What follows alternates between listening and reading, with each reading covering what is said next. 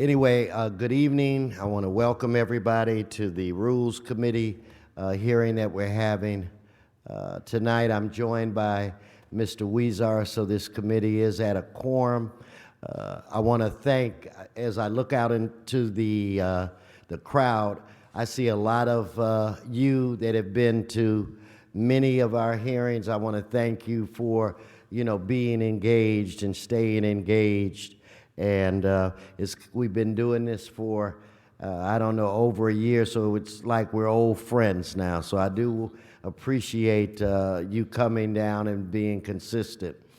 One of the things that has been really cool about this whole process is that other jurisdictions throughout this country have, without pause, without hesitation, been available and have volunteered to come and to give us an overview as to what has occurred in their city, and we're so appreciative of that. And we do have individuals today that actually come from the city of Seattle and from the city-county jurisdiction in Denver. So this is the first time that we've had state people. This is the first time that we've actually had folk here from a local government. So we're going to let them do a presentation. I'm going to do my best to get to all of the speakers tonight. You guys know that that's a big thing with me. I cannot promise that I will get to everybody, but I can promise that I will try. So with that said, if you would do what you need to do to kick this off, Mr. Clerk. Yes, Mr. Chair. Item number 1 is a motion by Council Members Wesson, Koretz, Martinez et al., and CAO and CLA joint and individual reports relative to Proposition D, Medical Cannabis Dispensaries, Adult Use of Marijuana Act. Thank you very much. Okay, so what I'm going to do, why don't we have our panel introduce themselves, say where they're from, and then we'll have you guys do a presentation. Will we be able to? We're good? Okay, so why don't we go ladies first? Good evening. My name is Molly Duplashane. I am the Deputy Director for the Department of Excise and Licenses and Marijuana Policy for the City and County of Denver. And I appreciate you guys inviting us and being here tonight. And I commend you for, I've read through a lot of your stuff today on the plane, and it looks like you're taking this head on, and I commend you guys for doing that. Thank you. My name is David Mendoza. I am a Senior Policy Advisor in the Seattle Mayor's Office of Policy Innovation. I've been David, do you commend us as well? No, go ahead. I commend you, and I'm very proud to be here as a native Angelino born in Echo Park, representing my adopted city and the mayor. So, all right. Thank you for the invitation.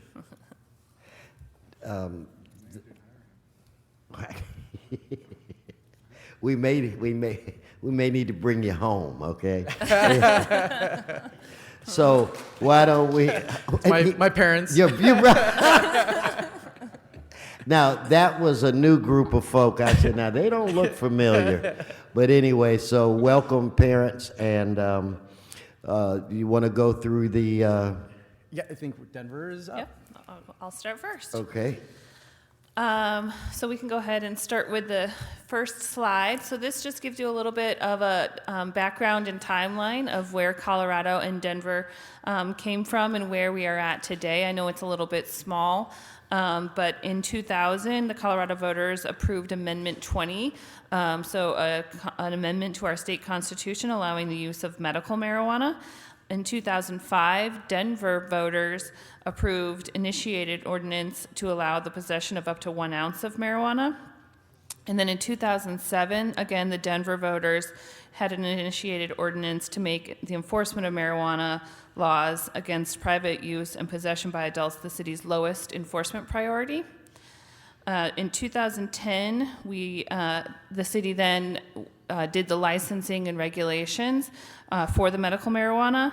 And then in 2012, another amendment to our state constitution allowing for or establishing regulated and licensed recreational marijuana.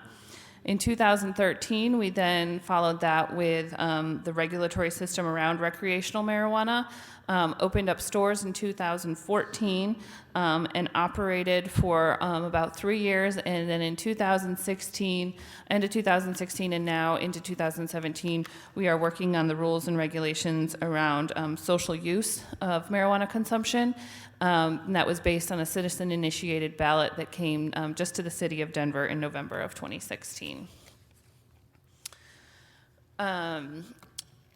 So just to kind of go over the difference between what the state and the local jurisdictions regulate, in Colorado, the states regulate matters of statewide concern, so things like licensing requirements, operational requirements, advertising, packaging and labeling, and then the local jurisdictions regulate matters of local concern. So anything related to time, place, manner, and number. So time, obviously hours of operation, the local jurisdictions have the ability to be more restrictive than what the state has in its rules. Place, so I'll show you in just a minute things around land use. Number, as of 2016, we had a cap. We now have a cap on the number of marijuana businesses we can have in Denver. And then as far as manner, we obviously have other local restrictions and requirements. And so the state constitution also gave local jurisdictions the ability to opt in or opt out. In Denver, it passed by about 64%, so we obviously opted in and then developed that licensing scheme after. We have some of the things that are in our licensing scheme are those proximity restrictions, public hearings, and some other local requirements. And so we then went and established, the mayor appointed Ashley Kilroy, the director of Office of Marijuana Policy, into her position on January 1st of 2014, and we created the Office of Marijuana Policy. Our mission as the Office of Marijuana Policy is kind of threefold: policy, citywide coordination, and liaison. So we do a lot of state, federal, and local policy work. We coordinate city agencies, and then we act as the liaison, and I'll actually quickly go into each one of those. As far as policy, we, at the federal level, we try to ensure that, and you can go ahead and go to the next slide, please. We try to ensure that we are in compliance with the Cole memo, and so there was those 8 guiding priorities, and so we try to make sure that all of our rules and regulations and policies follow the Cole memo. We monitor changes at the federal level as well, such as things around banking. At the state level, we try to participate in the state rulemaking work groups as much as possible, and then we track, obviously, state bills going through the legislature and implement changes as necessary. And then for Denver, we create new policies and regulations when necessary, and some examples of those since 2014 are that we created an ordinance to ban home hash oil extractions and restrict commercial zone lots to only 36 plants. We addressed issues around marijuana plants contaminated with pesticide residues, and currently we're working on creating rules for implementing social consumption. As our role for coordinating agencies, our office plays the role as the centralized contact, a single point of contact for all city departments and agencies that have a role in regulating and enforcing marijuana. So this is just a list of all the different agencies in the city that we work with. The ones on the left are kind of like our day-to-day contacts and stakeholders, and the ones on the right are involved but not as heavily. And then we also have those internal and external contacts and stakeholders that we work with on a regular basis, residents and neighborhood organizations, the industry, the media, other local governments, and obviously all of our internal agencies as well. So just to give you an idea of the landscape of licensed businesses in Denver, all of these first also have to be licensed by the state of Colorado, but then we issue them a local Denver license as well. We currently have 1,114 licenses operating out of 481 locations. So one location could have several licenses in that it could have a medical and a retail grow, which would require 2 different licenses, and then also in the same building, have their storefront. And if they sold medical and retail marijuana, they would need another 2 licenses for that. So at first we were counting only licenses, and we realized that wasn't telling the true picture, so we also look at locations now. And those, obviously, the 4 listed there are our 4 types of licenses: grows, the cultivation facilities, the storefronts, the MIPS, which are the manufacturing of infused products, and then the testing facilities, the licensed labs. On the non-licensed side is a whole other world that we have to regulate and create policy for. And so these are the non-licensed locations, obviously mostly unknown. We've put a lot of rules and restrictions in around them over the last couple of years and had tried to address as many of the loopholes as possible. But we still, find them periodically also as well, and you can still legally grow 6 plants personally as an individual. In Denver, you can't have more than 12 plants in a residence and no more than 36 plants in a commercial zone lot. This is just a quick look at the licensing process that a marijuana business would have to go through in the city and county of Denver. They would first, just like any other business, would have to start with our community planning and development department and go and get a zone use permit to make sure that their location is appropriately zoned for that use. Then if there are build-outs that business wants to go through, they would go and they would have to get building permits. And simultaneously, they could be coming into our licensing department and submitting a license application. Our licensing department will then review the application, make sure that they've meet all their requirements, that they're 1,000 feet from schools or daycares or drug and alcohol treatment facilities. And once they kind of go through that quality control process, they move on to the next step. If they are a storefront, either medical or retail, they're required to have a public hearing. And then once they go through that public hearing process and get a decision that they've been approved, they'll go through the inspection process, and they're inspected by 5 different city departments. Our public health inspections department, environmental health, the fire department, and then 2 divisions within the community planning and development department, and then finally the licensing department. And once they get approval of all those departments, they come back to our department, the licensing department, and receive their license. I will quickly run through what some of those departments are looking for when they're doing those inspections. The Community Planning and Development Department is obviously responsible for zoning and neighborhood inspections, and listed here are the different business types and the corresponding land use. Sorry. So cultivation facilities are required to be in a land use that allows for plant husbandry. Storefronts would have to be in a zone use that allows for retail sales. We really tried to look at our existing zoning code and use existing land uses and apply those to the business types rather than creating specific marijuana land uses within our zoning code. The building department within the community planning and development department is looking at all new construction. And so they're looking for mechanical, plumbing, electrical, and construction.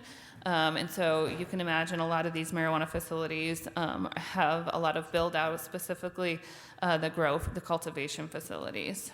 And then the neighborhood inspections team is looking to make sure that those zoning and land use restrictions apply and that they're in compliance with those. Our fire department plays a very big role in these licensing inspections as well, and they also do 2 compliance inspections annually of every single marijuana business.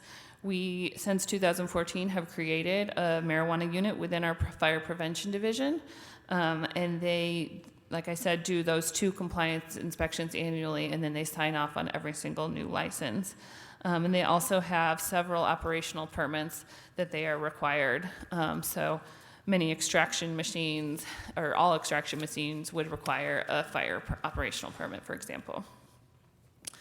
So this is some inspection hazards that the fire department commonly run into when they're inspecting marijuana businesses. They often see construction that has occurred without permits. A lot of that has to do with that a lot of these businesses were up and running before the businesses, or before the licensing structure was in place.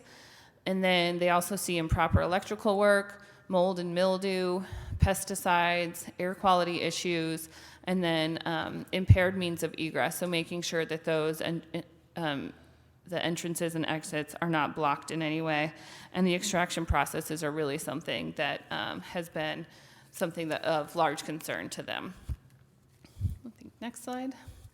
So this is just an example of the extraction machines that the fire department is reviewing. So as you can see, they look pretty complicated and technical, and our fire department has really become experts in making sure that this equipment is safe. And so one thing that they're supposed to be closed loop systems, and we did notice about a year and a half ago that there was butane or other solvents that were being released throughout the process of the extraction. And so we have now, just within the last year, required all extraction rooms to be a Class 1 Division 1 room, which means they're required to be explosion proof. Our public health department also plays a large role. They weren't expecting to, but with how quickly the edibles market and the concentrates grew after 2014, they became more and more involved. And so they're our local authority over food safety regulations. And so anything that the concentrates go into, or any of the edibles, they have jurisdiction and authority over those. And so they also conduct licensing inspections as well as 2 annual compliance inspections. Just some red flags of things that they run into are unapproved equipment or lacking food safety expertise. They're really seeing a lot of usage of plants that are contaminated with pesticides, unallowed pesticides, and so that's another issue that they have been heavily involved in. And then there's also a separate division within our environmental health department that oversees sustainability. And so while they're not a regulatory agency, they are involved with the marijuana businesses to do green business advising and develop best practices around how to make marijuana businesses as sustainable as possible. And then finally, our licensing department. So this is the last stop in getting your license. And so, like I said, we review that application to make sure that they meet all the criteria. And then we manage and hold the public hearing. And then we perform that last inspection before they're able to get their license. And again, our department also conducts 2 annual compliance inspections. So they go to visit these businesses twice a year to ensure they're in full compliance with all the rules. Also, as our office, we try to keep in close touch with the industry. So we have a marijuana industry bulletin and a news outlet on our website. And then we meet with the industry on a quarterly basis with a group of them. We've really found that it's helpful to meet with the industry so that they can tell us what innovations are coming up, and we have the ability then to think about if there's any regulatory changes that we need to make because of that. I just wanted to give you a quick snapshot of what some of the revenue is that we've seen. So this is our 2016 revenue. In 2016, for marijuana-related revenue sources, it was a total of $36.8 million for the city and county of Denver. We have 5 different sources. We have the licensing fees that the businesses pay, and then the next 2 are the standard sales tax, 1 for medical and 1 for retail, and that's everything, a standard tax that anybody would pay on any good purchased in Denver. And then the city and county of Denver approved a special tax on retail marijuana of 3.5%. And the state also did one of 10%. And the state shares back a portion of that to local jurisdictions that have retail marijuana sales. And so those 2, the blue and the purple ones up there, are soft dedicated to be specifically used for marijuana enforcement, regulation, and education.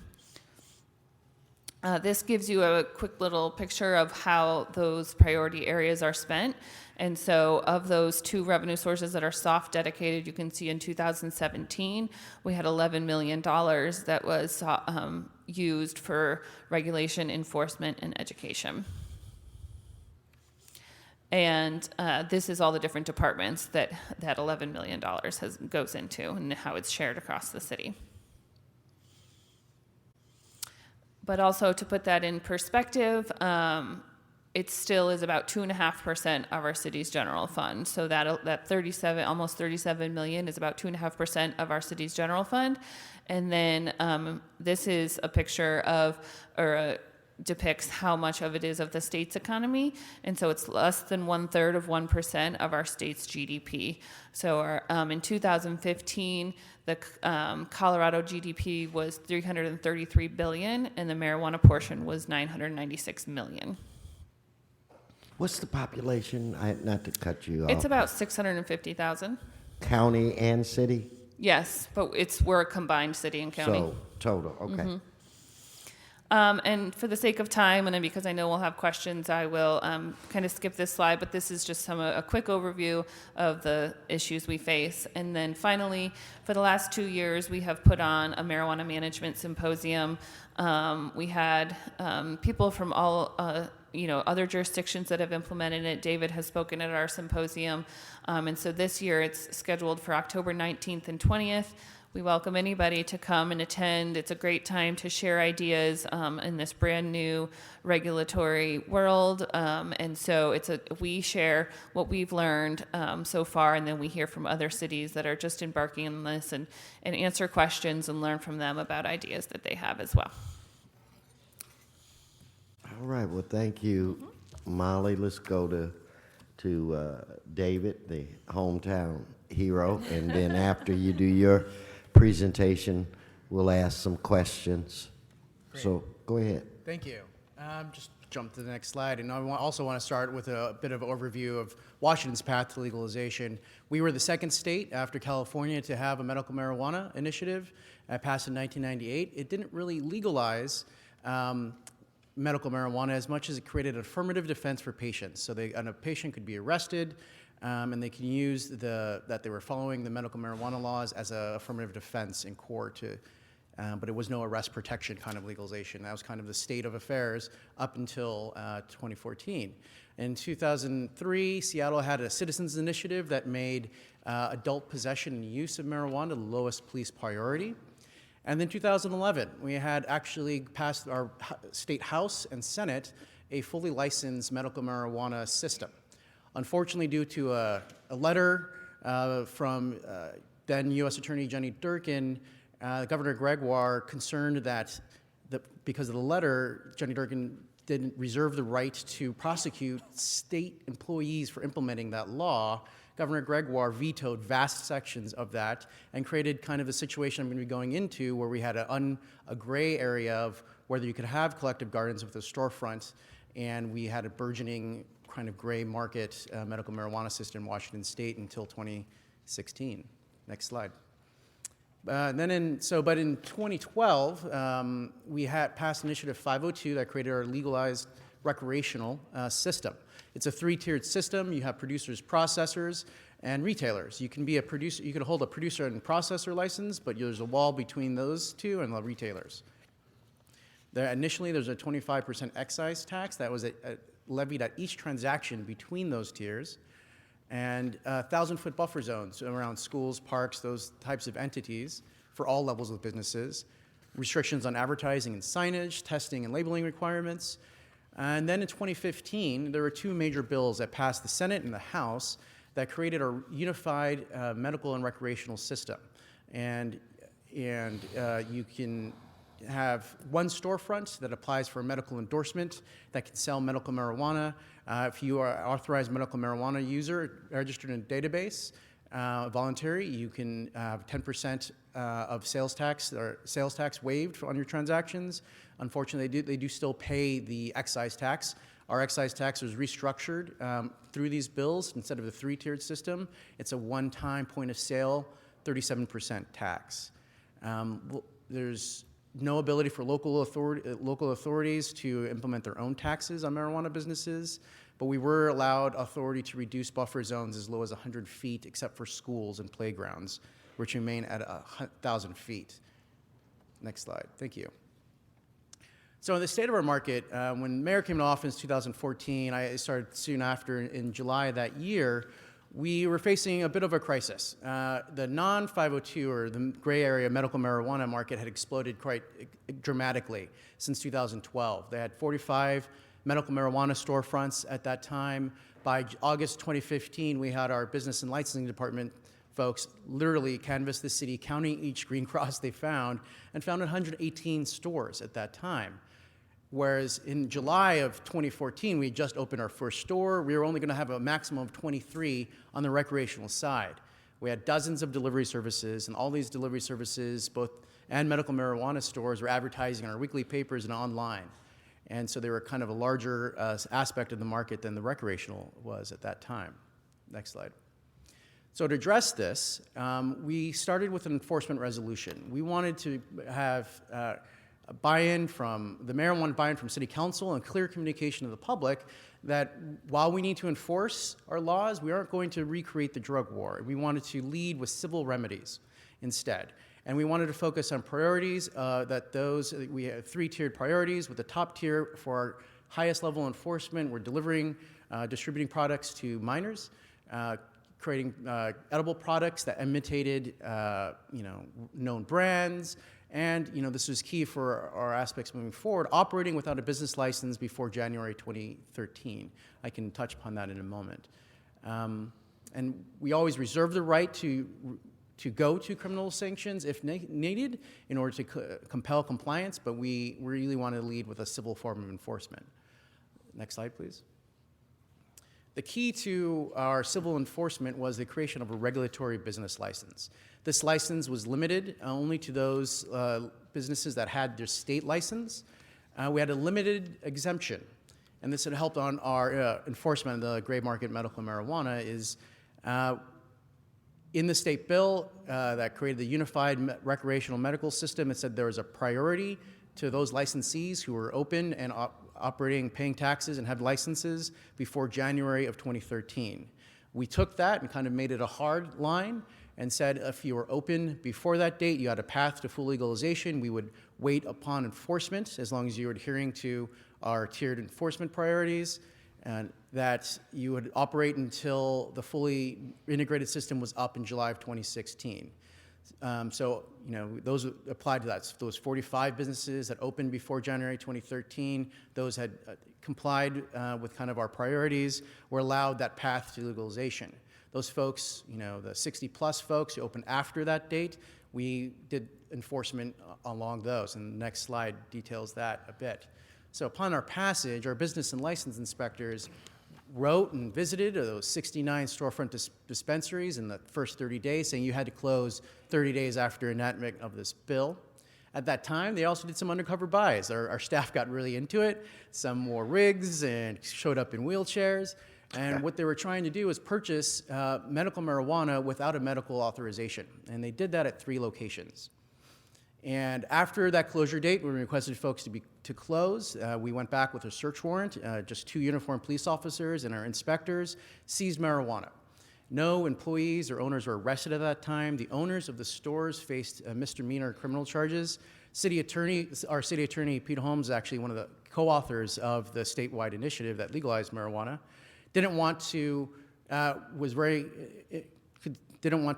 lead with criminal law enforcement, but allowed for folks, if they agreed to close and give up their claim to the marijuana, that they wouldn't face criminal charges as long as they kept out of the business for a year.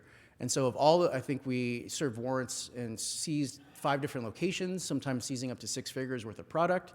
Ended up prosecuting any of those individuals because they all agreed to end their activities.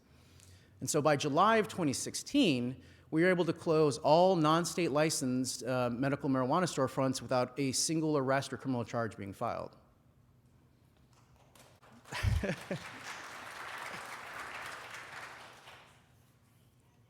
Your crowd has grown.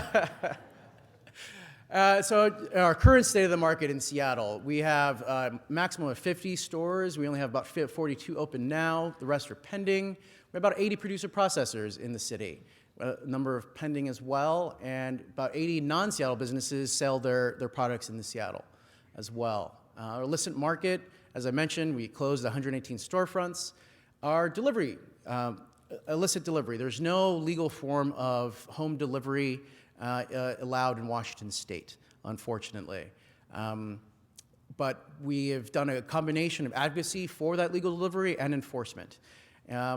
We went from 38 to 14. That was more traditional police enforcement because of concern for our inspectors. We had undercover officers rent a hotel room and have people deliver to them. They were arrested once they were sold a product to them. We like to note that no one asked for ID when they were selling, and a number of folks also had other drugs on their possession as well. Those folks are going through the regular criminal system for that. I want to ask a couple of questions later about delivery, so Sure. don't let me forget that. I won't.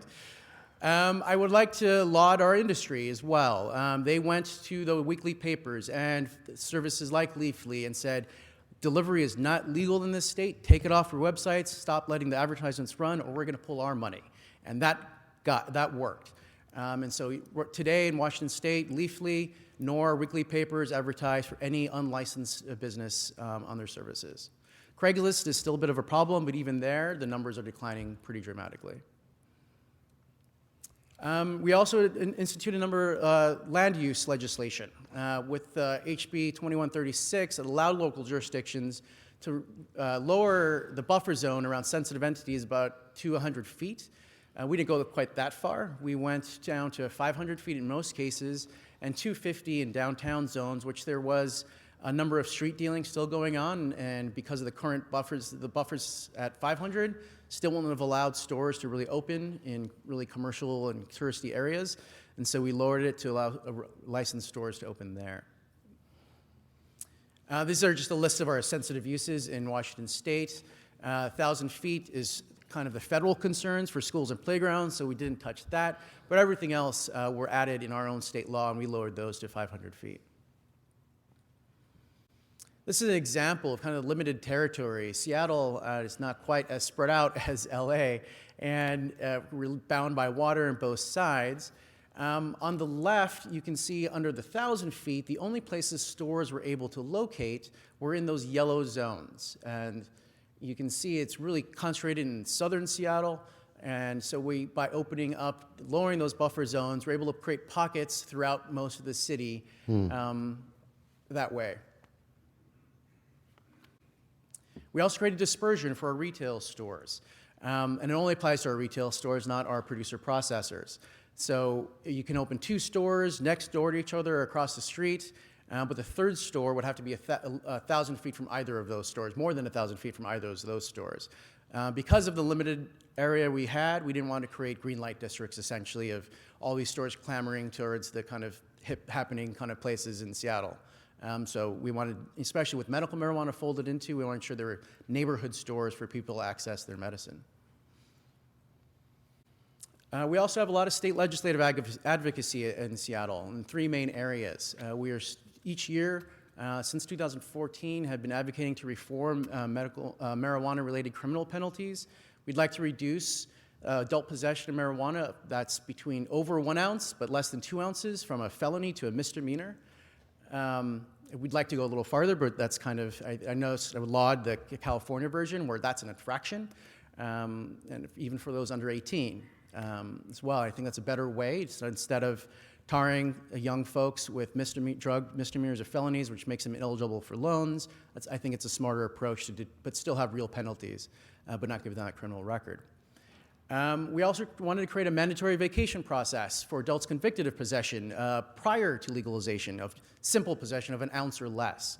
It's a voluntary choice on judges this time, and the feedback we've heard from folks is, they're not getting through that system the way it's currently structured, and so we're trying to move that bill through our state legislature. One aspect we weren't successful on those. We were successful this year on legalizing non-commercial transfer, so simply passing a joint. Until this past, the governor signed it a couple weeks ago, that was technically felony delivery of a narcotic. We thought that there was a ridiculous technical only. No one was convicted the last few years, but we wanted to get that off the books, and we were able finally to get that done. And then we've been advocating for marijuana delivery services. We would like a local opt-out. It was raised into a felony level crime. We think that's not appropriate for what we're dealing with these days, and we want the ability to create folks to have a pilot project in Seattle, so our local retailers would have a couple vehicles that they can then deliver marijuana to homes or lodgings. And then finally, local consumption lounges. We found folks who are renters, who landlords don't allow them to smoke, or the tourists, or the homeless who don't have a place to smoke, and we find a lot of outdoor smoking going on in the city. If we had these kind of lounges, we can move that activity indoors instead. All right, settle down. And I had one more slide. And this was a fairly large omnibus bill this year that passed. It allowed, when we folded medical marijuana into our system, there was no really legal way for patients to acquire seeds or clones of the products. And so this created a legal way for them to purchase directly from our licensed producers those seeds. Increased the number of individual licenses a retailer could have from 3 to 5. And something we've been running into, and you notice we have, while we're licensed for 50 stores, we only have 42 open. And so what this state law said, if you're just sitting on this license, after 9 months, you can risk losing it if you don't open your store. So to compel folks to open these stores. It increased some of our restrictions on advertising and allowed local governments to further restrict. We authorized the non-commercial sharing, which I mentioned, and we created a voluntary state organic standard that's being developed by Department of Agriculture. And Washington is the only state that has not authorized home grow for recreational purposes. And so there's a study to our Liquor and Cannabis Board to study what impact that would have on the state if they allowed that moving forward. So that's my presentation. Well, let me thank both of you. I mean, it's enlightening for me to hear from colleagues from different cities. So I do have a series of questions. Now, Molly, you referenced what I believe to be a creation of a department or a section or an office. How many staff members actually work for, and what is it called again? We were the Office of Marijuana Policy, and it was just a staff of 4. And so we have since, and we were based in the mayor's office, but we have since taken that office and moved into the licensing department. We still have those 4 employees, but we're in the licensing department now. But citywide, we have 60 FTEs that are funded for marijuana regulation and enforcement. Okay. What about you? That is not the case in Seattle. So how does it work? We do not receive dedicated funding for enforcement activities. Our share, all the excise taxes are funneled to the state. There's a $20 million fund that all counties and cities in Washington state have to share. Our portion last year of that was about $400,000. We do have sales tax, normal sales tax applied. That goes in the general fund. And it's, out of our 10.75% sales tax, 2% goes to the city of Seattle, and only a portion of that is not dedicated to purposes. So we have 1 full-time employee dedicated to marijuana, and she's in our department and licensing program, and we probably have about 10 staff in about 5 different departments who it's a portion of our portfolio is working on this. What's the population of your city? 700,000. I wanted to, getting back to Molly, when you talked about your internal and external relationship, and you list, the departments and the outside agencies and media, who handles your, who interfaces with the media? One of those staff members, one of those four, is a public information officer, a communications director. So he handles all of the media communications, all of the intergovernmental relations. So every time we get a speaking request, he organizes our annual symposium. He manages the communications with the industry. So we have a dedicated employee for that. Yeah, and where it relates to that symposium, I would hope that we would be in a position where we would have some representation. Right? So I appreciate you bringing that to our attention. Now, do you have any limits on the number of a license that individual could get or a company can get, or We don't have, minimum, maximum? we don't have any limitations on how many licenses an individual can have.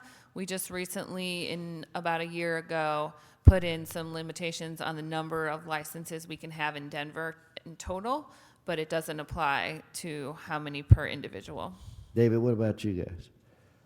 The state sets the limits on the license. They only authorize for the retail side 50 for Seattle. We were actually So they dictated that you can only have up to 50. Yeah. So in the event that you felt you needed more, We you'd have to did. get state legislation? Yeah, we would have to get legislation, or just we appeal to the LCB commissioners.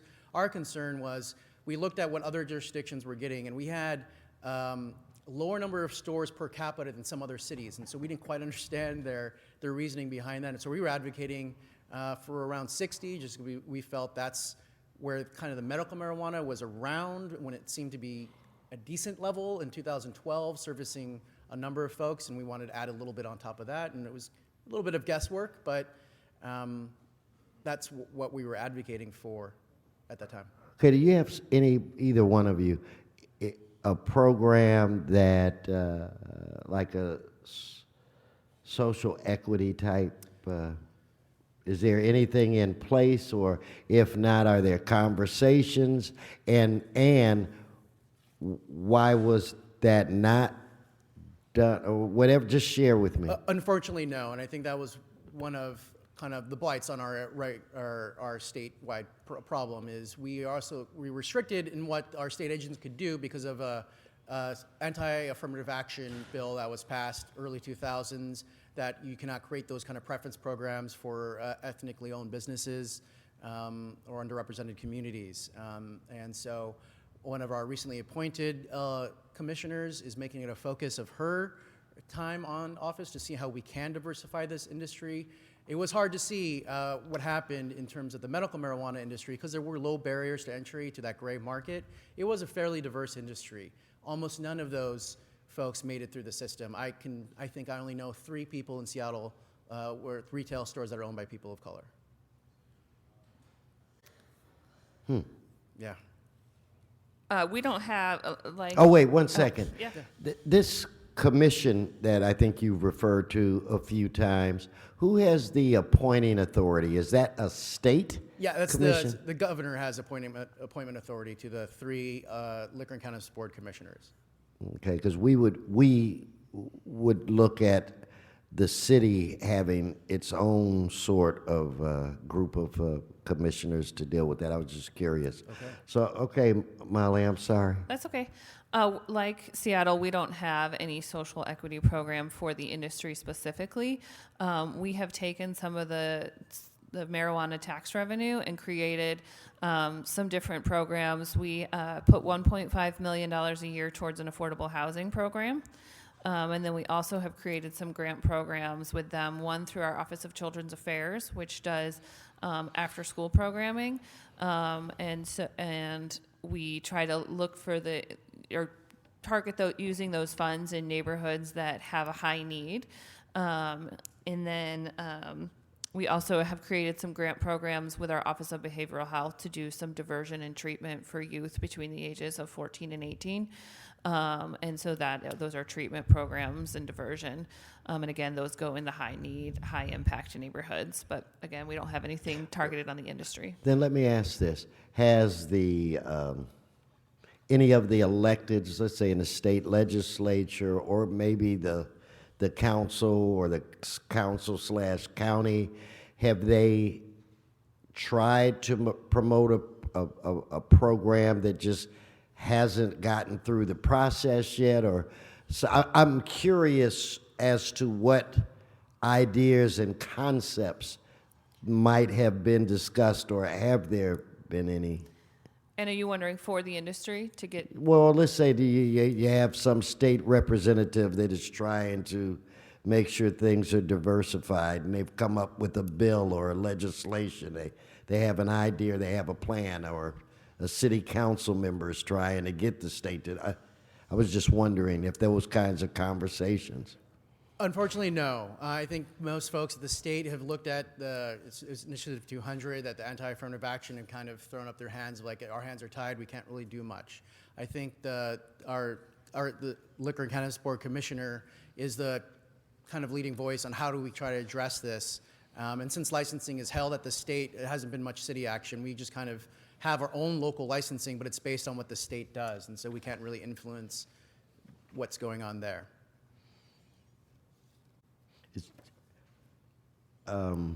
It's just, you know, our cities have similarities and they have differences, and there's, I know we have to find a way in this city. That's why everybody that comes in, I ask, you know, what have you attempted? You know, what has failed? Maybe why? Because by hook or by crook, if we don't do that, I don't think the people of this city will be pleased with us. I agree, and I think one of the largest barriers to communities of color or ownership in the industry is financing.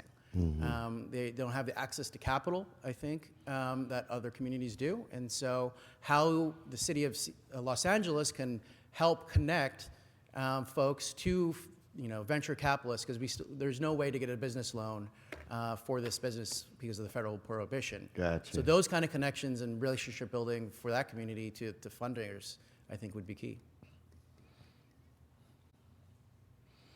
You know, just being nosy, it's not like, or I'm assuming that it's not like there are a lot of experienced government folk in this field. How did you get in?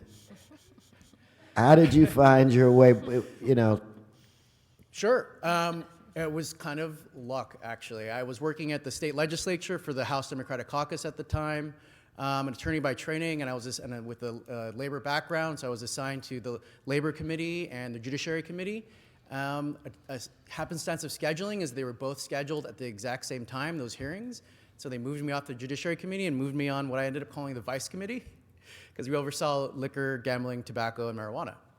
And that's how I got my first, and I started that in December of 2012. I used to call that the Sin Committee. Sin Committee, yeah. And when I was in the state legislature, before I became Speaker of the House, I was the king of sin. I chaired that committee. Well, I used to jokingly refer to it as that. I'm the Seattle pot czar. I've been called by the weekly paper there. So, Molly, how'd you wind up?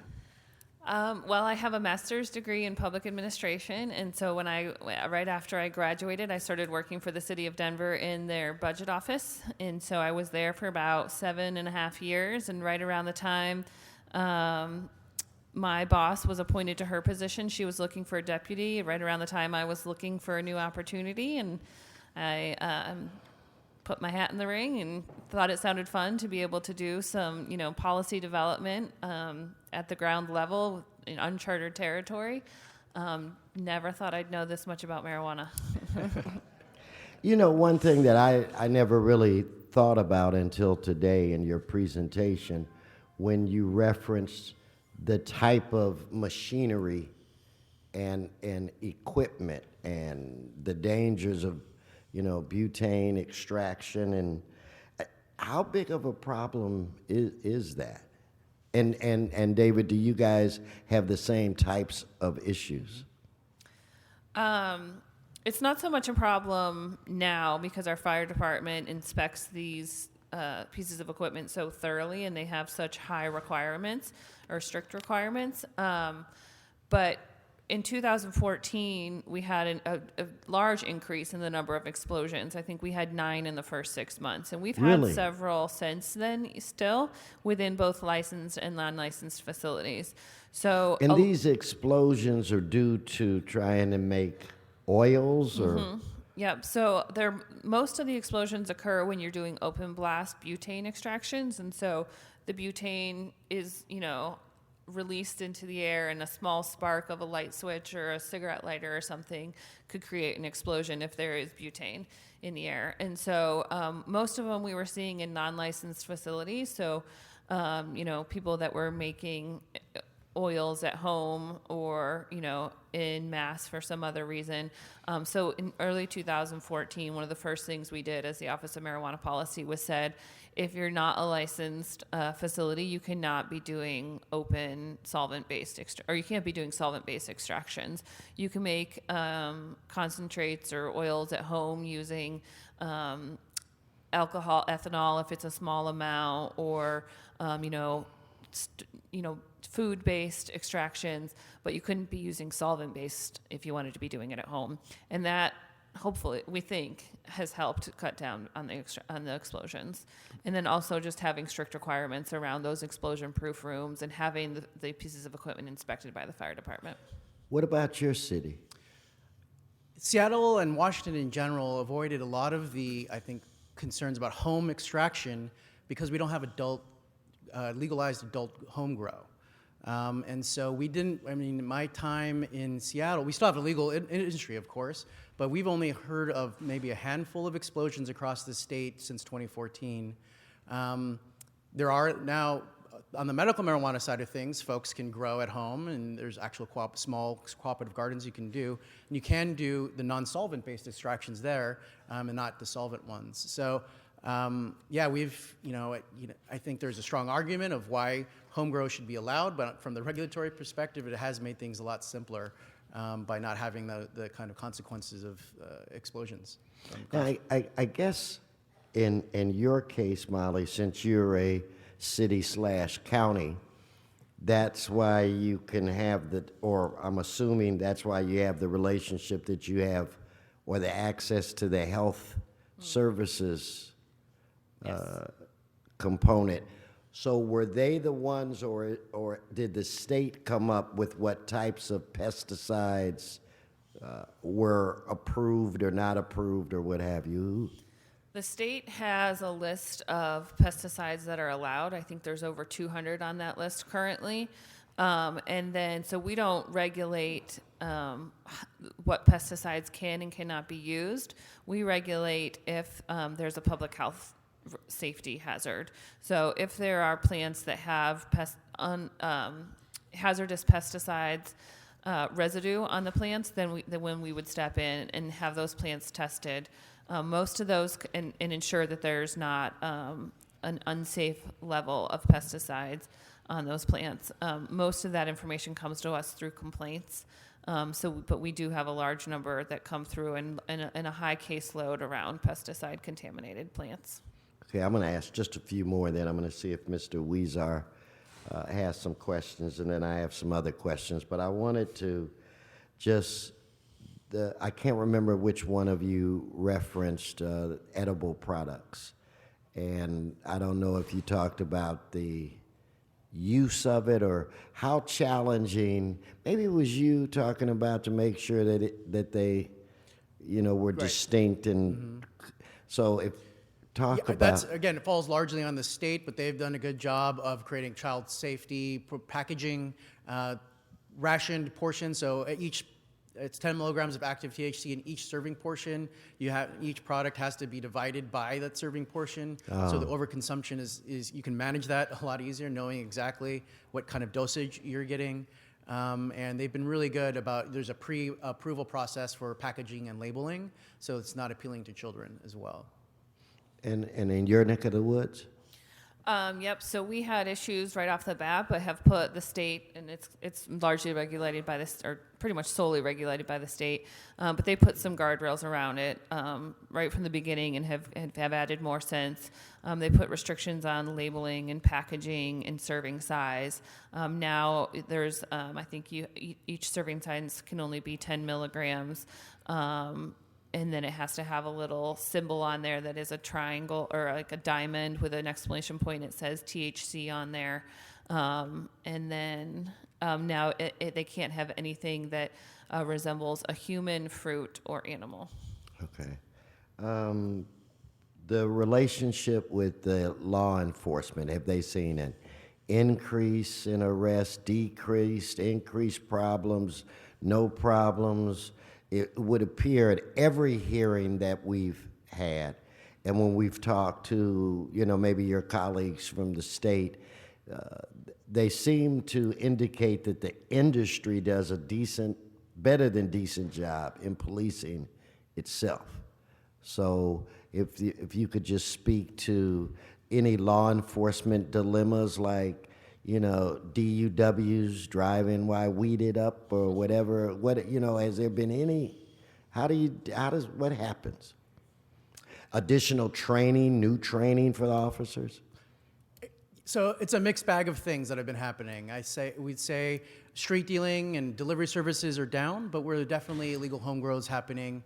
As 2 weeks ago, there was a coordinated bust of 13 different locations with over 3,000 plants of one related criminal organization in Seattle. And so that illicit industry is alive and well. I think the police officers I talked to think most of that product's going out of state these days, but they want to grow in a state that's friendly, in general, friendlier than some others, and they feel they can get away with it. And so it is a concern on that level. Regarding to driving under the influence, there has been an increase, but it's also, I think, because officers have been trained. They now know how to better spot. So it's hard So to there has been a training. Yes, there's been training for our police officers and how to test, field sobriety tests. It's a blood test requirement right now. If there's no sort of breathalyzer equivalent yet. There's actually a product being tested in Seattle to do that, but it's not finalized for police use quite yet. Okay. Yep, I think we're right along the same lines there. We did see a small increase in DUIDs, but we had additional training. We had additional officers that were trained to be drug recognition experts, so we expected to see that increase as we had more trained officers. Okay. And then after, I think 15, 16 went back down again, and it's still a very large percentage of the overall. I mean, the number of DUIs is still much larger than the number of DUIDs. Okay. One thing about it is that they're still very hard to prove, and they're Yes. very hard to win in court. And so, even when an officer pulls somebody over, if they suspect alcohol, they'll issue them a DUI before a DUID.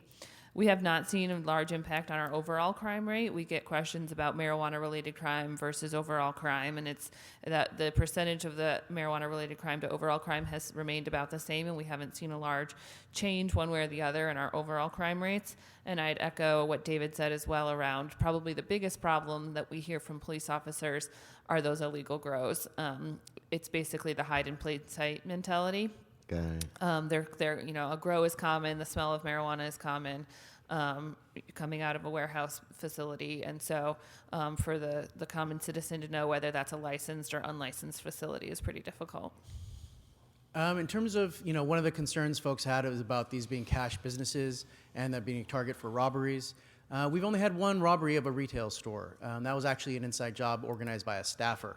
And the robbery, we've had burglaries of grow operations where people go in and steal the growing product itself. But in general, I think we haven't seen a lot of attendant crime to marijuana.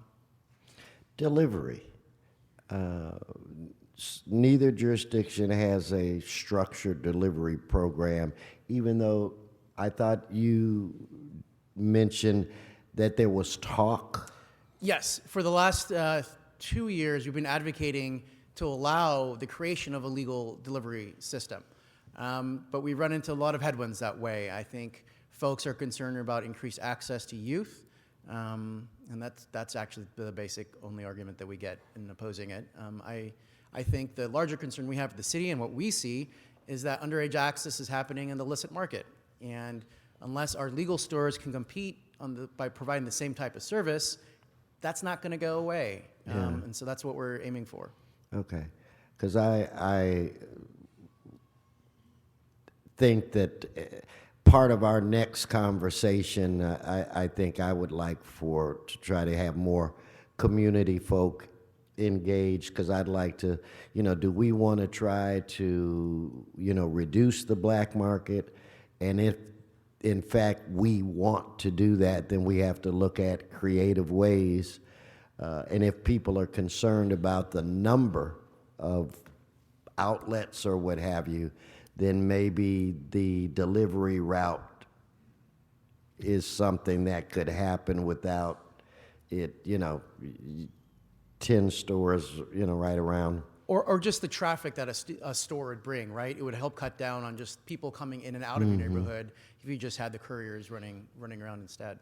Okay. Mr. Weezer, did you want to ask something? I know you have to move, but I've been waiting for weeks to question these two.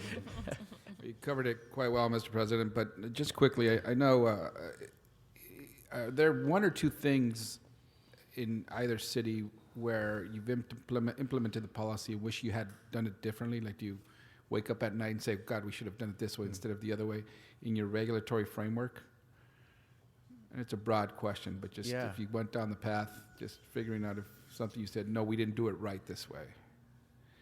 Everything's working well, then. Everything's great? Things are working well. I think moving quick enough. I think better coordination with the state entity and their licensing. We went through a lot of work and effort to get our land use legislation into place, to try to create more opportunities for folks to locate. And by the time we got them in place, all the licenses were already issued and they were all clumped in the same place. And so it's not until the secondary effect of people closing and reopening somewhere else will have a better spread of the market. That's the first thing that came to mind. It's something I've been thinking about is assuring that we go about it slow so that we don't jump out there so quickly and then have to roll back some things that we're not sure what they are, what we created. It's going to be difficult to roll back. But in Denver, you mentioned, Molly, that there was an Office of Marijuana Policy, and now you handle the licensing through the license department. Now, is the license department a department within the city that handles a number of different types of licenses, not just marijuana, or is that was specifically created for marijuana? No, we had an office specifically created for marijuana for 3 years, and that was extremely helpful. We were based out of the mayor's office, and it allowed us to have that real strong focus on marijuana and getting things up and running. And then once that was established, we moved that office into the existing licensing department, which does issue 180 different licenses, and marijuana is just one of them. Marijuana is just one of them. Okay, I'm not. We don't have something similar here in the city, but it's for us as well. We're trying to determine. We have our land use approach and also the licensing part, and where in the city that fits is something we've been trying to figure out. How does it work in the zoning and licensing? Does it work well together, two departments in the application process? It requires coordination and collaboration and lots of working together. But the zone use permit is the first stop for any business, and so that was an established relationship already, and so we've just leveraged that. Similar situation in Seattle, where the permit has to be finalized, their established use for this type of work prior to them getting the city license. And so we have an interdepartmental team that meets on a regular basis to work through these licensing and permitting issues together. And both cities have social consumption, the lounges? We don't. We're advocating for ours. You're advocating for it. And Denver has them. Denver right? passed a citizen-initiated ballot in November. We haven't implemented it yet. We've been going through the rulemaking process, but we expect to start taking applications in July. Okay. Ooh, can I ask how that, because I was going to ask that question. Mm-hmm. So there was a measure on the ballot, it was passed, and so what ideas, or you're going through the rulemaking process, I'm really curious as to, what are the concepts? Mm-hmm. The concepts of what the businesses would look like? Yes. So the concept of the ordinance was that it would allow any type of business or event to get a permit to designate an area of that business or event for consumption. And so, I mean, we've heard ideas from things like a coffee shop or a yoga studio or an art gallery having an event and allowing consumption at that event, or even having a back patio where they would allow consumption on a regular basis. Right after the ordinance passed, the state liquor division passed a rule that said you cannot have marijuana consumption on a liquor license premise. So that eliminated any bar or restaurant with a liquor license from having one of these consumption permits, at least for now. And so that changes that model a little bit. And then we've, through our rules and regulations process, which we're having our final public hearing on it in June, but the draft rules are out there, and I'd be happy to send them to you if you'd like to see what they are. Please. We have things like odor control plans, security plans, age verification Please plans. send us that. Sure. I think here, I mean, I've been listening to our chair of this committee, very interested in that, but we also want to balance that with the safety and neighborhood protections as well, right? Because it's a little different from just a retail shop, and we want to Yes. ensure we do that correctly. So Denver has both the county and city approach, right? Where one handles public health and safety, the other has the police powers on land use, correct? The city has those? Yep. And so here's a little different. We have our county that handles public health and safety, and the city handles land use, police powers, et cetera. How is it in Seattle? Same, like that is here. That is here? Yeah. Oh, so this is, I'd love to know then, how do you handle the public health and safety issues associated with marijuana, I don't know, the testing or the... So the testing is licensed by the state. Okay. And so there's a number of testing facilities in Seattle, but they don't need to use the testing facilities in Seattle. Any producer processor can use any testing facility throughout the state. Our public health folks on the edible side, it's like they apply the same commercial kitchen standards that they apply to any kind of food manufacturer. And it's mostly handled by the state in your That's the case. county. Our county health Your county health, is enforcing kind of with the food requirements that are created at the state level, and our county enforces it. okay, and the county forces, okay. Yeah. And you work cooperatively with Yeah, them it's a as well? hybrid agency, actually. It's the Seattle King County Public Health Okay, Agency. okay. In Denver, it's So, yeah, combined, so you handle it all together, handle all those issues. as Yeah, you- because we're a combined city and county, I think our public health department has probably a little bit more authority over the public health and safety. We don't license the testing facilities or require any testing. That's all done at the state and regulated by the state. But we do inspections of them for public safety, public health, like food safety concerns. And then obviously the pesticide contamination and other types of like refrigeration standards and those types of public health. And so back to Seattle, so all the standards and regulations with respect to public health as it relates to marijuana policy, that's at the county level, but somehow your agencies in the city work with them to... Yeah, there's coordination. It's just we know what's going on there. They're passing their things before we move forward and finalize licensing. You found that to be fairly easy. Yeah, Okay. it has been. Here, we've had some difficulty and some other issues working with our county, so that's always crossing those jurisdictional lines have been Yeah. troublesome in some other matters, so that's something for us to look out for as we look at Yeah, we have this. had for a number of years a joint enforcement team that has worked collaboratively with the Liquor and Cannabis and then Liquor Control Board and our public health on nightlife issues. And so that out of that was already a cooperative relationship that we've kind of applied to the marijuana side of things as well. Great. Thank you. And thank you for being here, by the way. In Seattle, the state told you guys, or the state told the city, you can have X number of outlets or whatever they're called. How did you in Denver determine those numbers? So the state allows the local jurisdictions to determine number of facilities if they want to put any restriction on them. Some places do have a cap. Denver did not have a cap for a long time. We just put one in 2016, just about a year ago. And basically the cap is the number of existing facilities at the time plus the number of pending applications. And so we still haven't actually figured out what our cap is because those pending applications are still going through the process.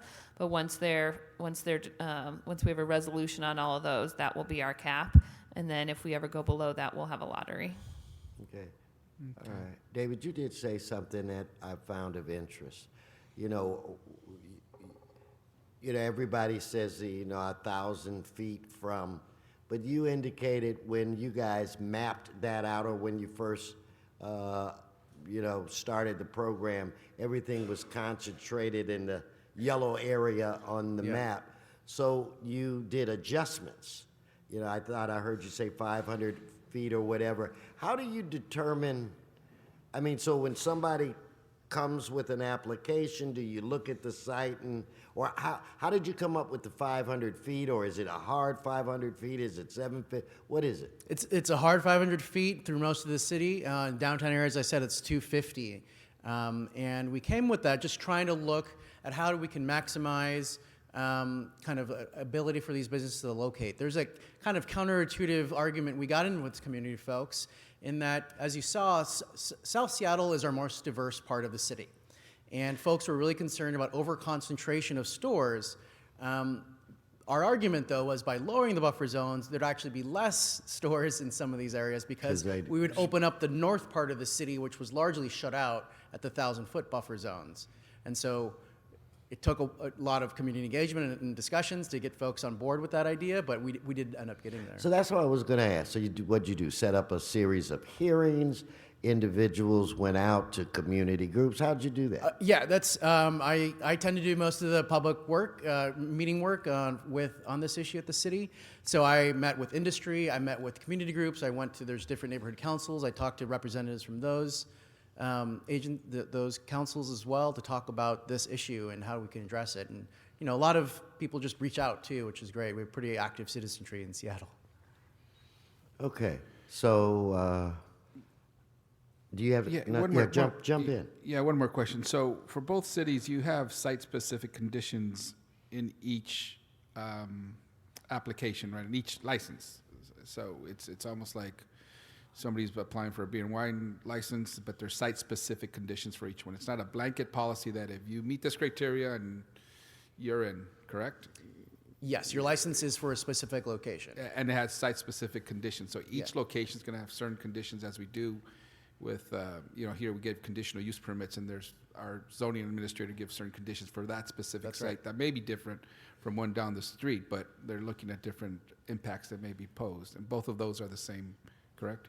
You've been doing it that way for a long time. It seems that's the way a lot of other folks are doing it. Final,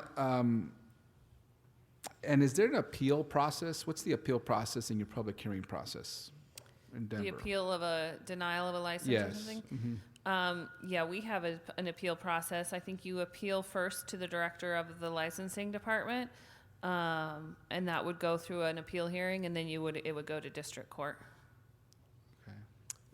Very similar. Your first appeal would go to the department director. If unhappy with that, you go to our hearing administrator, and then again to district court from there. Okay, thank you. Okay, so what I'm going to do now, I'm going to try to take some questions or comments from the public. And what I would ask, guys, that if you have questions for the two guests that we have today, that would, let's really take advantage of their presence. So let me get Alex with Neighborhood Housing, Zachary Pitts, and Tomir. Please come on. Guys, time's a wasting. Just identify yourself and roll. My name is Zachary Pitts, and I run a medical marijuana delivery service. And I'm also part of the Southern California Coalition, the LA Delivery Alliance. First, I'd like to also commend the city for the work that you've been doing, and the city staff as well. We really appreciate it. We do feel very strongly that delivery should be licensed, both on the city and the state, and we appreciate the work that you're doing towards that. My question is about kind of to your comment about how you felt like things went a little too slow and that you wish that you'd acted a little bit more quickly. We've kind of been in discussions about provisional licensing or registration while the rules are being made. Was there any sort of thing like that in Seattle? Is there any sort of recommendations that you have towards that? So there wasn't a pre-original licensing in Seattle. I don't know if that's on. But Oregon did that, actually. Their medical marijuana was much more legal than ours was. Ours was very gray, and so we were uncomfortable allowing these folks to continue with the aura of authority from the city. But I think Oregon allowed that, and I think that worked out fairly well. So their medical stores were allowed to sell recreationally flower. And I did not hear any major concerns from that happening until the recreational stores were fully licensed. So. Okay. Hi, my name is Tomer Graciani, and I'm a manufacturer and also co-producer of events. And one of the things that I would like to talk about today is public consumption and permitting. Actually, I saw you had a little shindig outside there, and they were serving alcohol, and I was wondering how they were able to get a serving alcohol license here, but that's something else. A lot of people would be looking for a place to consume cannabis, and now I believe that under the California rules, you're allowed to do it in a private event, even if it's in a public venue, as long as it's a private event. But what about opening it up to people, like I said, in restaurants? You mentioned something about waiting 2 years to do it. There is demand for it. What are you guys is happening actually in your states? Because I'm sure that there's pop-up dinners and pop-up events, and I see them everywhere. How are you right now handling them? Are you prosecuting them? Are you letting them, turning the blind eye? And are there actual rules or ways for them to get a license to do it legally? So in Colorado, it's similar. If it's a truly private event, you're allowed to have consumption. We also have in Colorado the Colorado Clean Indoor Air Act, where you wouldn't be able to smoke inside unless you have 3 or fewer employees. So that's another hurdle that our social consumption license will be facing, as well as the private events. But like I said, we do have a social consumption license that will be starting in July for both businesses and special events. And so we will have, some restrictions around where you'll be able to get the licenses, how you'll be able to consume, whether it's inside or on a patio or near a neighborhood, those types of things. But we will have that license available shortly. In Seattle and Washington, it's unfortunately a very different story. We went from being a gray area in the law to 2 years ago, got through the massive reform that happened, made it a felony to offer a business any consumption lounges. So we have taken an enforcement approach, but what we do is use our civil enforcement tool instead. So you'll face a $1,000 ticket if you have a business allowing that kind of use. I think our deal program that we've been advocating for would allow permanent consumption lounges to be attached to a retail location.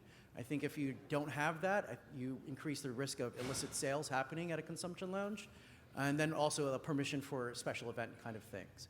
We do have HempFest in Seattle. It's they call it a protestival, and we allow consumption there based on First Amendment freedom of speech rights. So. And I would also add that our license that we're creating is a bring your own model. So there's not been a bill run through the state that would allow the model that David is talking about, but which we would also support to have the licensed marijuana businesses be able to sell and then allow consumption on site or in a separate area, because this bring your own model has its own inherent problems as well. Thank you. Okay, let's get Reverend Oliver, Joanne Garb, and Tommy Newman. Just please, Joanne, don't wait. Come on. And Reverend Oliver and Tommy Newman. Good to see you. Good to see you. Joanne Yvanek Garb, West Hills Neighborhood Council, and also a budget advocate. My problem is, what do you do on the tail end of the people who get addicted to marijuana? We have over 1,100 rehabilitation centers in the 5-county area. There's just a big article in the Daily News. A lot of them are run so haphazardly. It's a revolving door in and out. I know I have 2 sons. One son was in 5 different rehabs in Colorado alone, in Florida, Utah, and here. The count is like 19 or 20 rehabs. And most of them did not do anything for that child. So that's my big concern. How are you going to regulate the people once they get addicted? And how do you take care of them?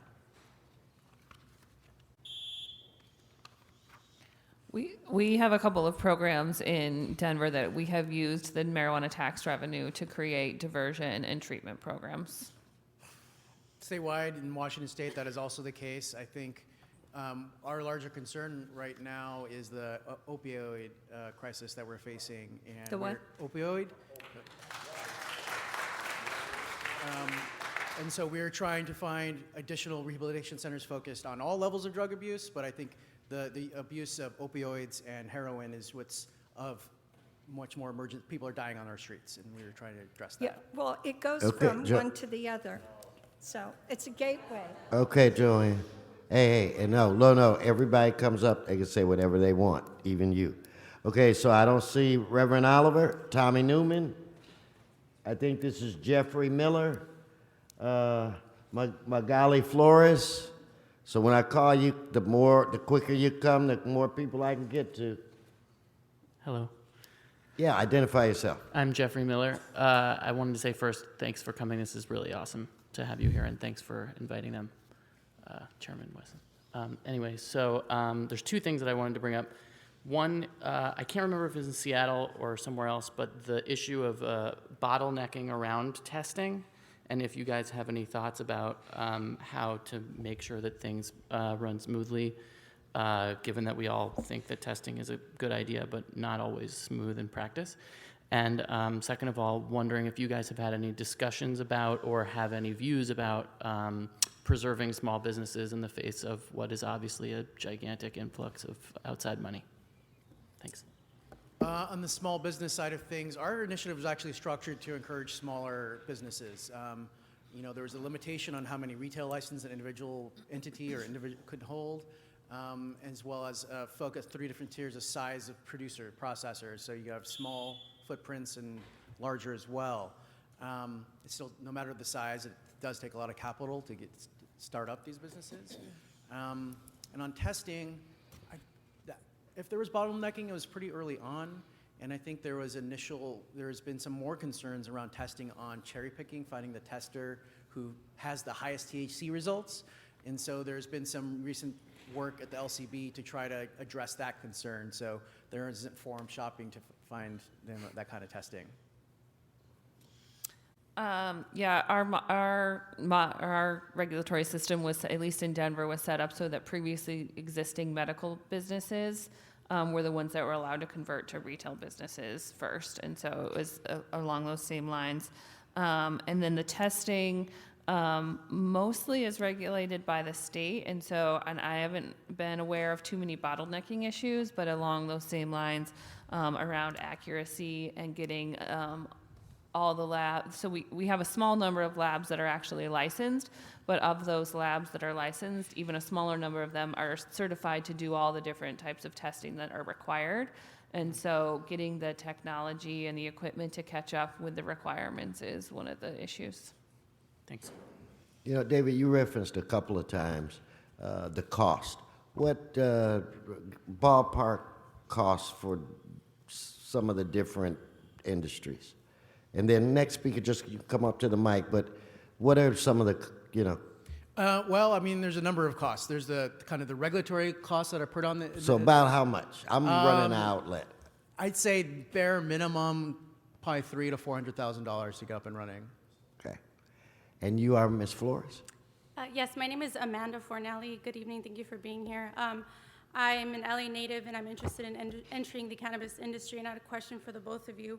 You touched on it a little bit, but I'd like to know what your cities are doing to improve relations between business owners and law enforcement. Are you holding open forums, meetings? You mentioned a little bit about training.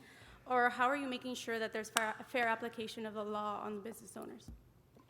So The primary responsibility of enforcement in Seattle doesn't fall on the police, on our marijuana businesses. It falls on our civilian inspectors. They are deputized, but they don't carry guns. They carry clipboards. And so that's one way we have been focused on. And I've seen, the industry itself professionalize over the last few years, like leaps and bounds. And they want to be treated like legitimate business. And our goal is to treat them like legitimate business because, in our opinion, they are now in our state. Yeah. Also, our civilian inspectors are the first, level of enforcement for all of these businesses.